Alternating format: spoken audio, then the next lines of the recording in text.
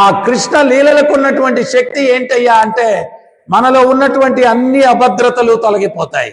All insecurities, అన్ని అభద్రతలు తొలగిపోతాయి. ప్రహ్లాదుడు అంత ప్రశాంత చిత్తంతో, రాక్షసులు చంపడానికి ప్రయత్నిస్తున్నారు, అంత ప్రశాంత చిత్తంతో ఉండగలిగాడంటే కారణం ఏంటి? భాగవత ధర్మం నరనరాల్లో చీనించుకొని పోయింది. ఎవడన్నా పిల్లోడిని కొట్టడానికి ప్రయత్నం చేస్తాడు, వాడు పరిగెత్తుకుంటూ వెళ్ళిపోయి వాళ్ళ నాన్న దగ్గర నిలబడుకుంటాడు. వాళ్ళ నాన్న దగ్గర నిలబడుకుంటే వాడు పిలుస్తాడు, ఇట్ అంటాడు.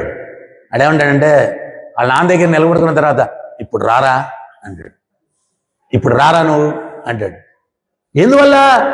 పక్కన నానున్నాడు కాబట్టి వాడికి కొండంత ధైర్యం అన్నమాట. మనందరికీ ధైర్యం లేకుండా అభద్రతతో ఎందుకు ఉన్నామంటే ఆ కొండంత గోవిందుడు మనతో ఉన్నాడు అన్నటువంటిది గుర్తించలేకుండా ఉన్నాం. భాగవతం ఆయన మనతో ఉన్నాడు అన్నటువంటి సత్యాన్ని తెలియపరుస్తుంది. ఎప్పుడైతే ఆ తండ్రిని పిల్లవాడు చేరుతాడో వాడు ఎదుటోని ఛాలెంజ్ చేస్తాడు, నువ్వు రారా.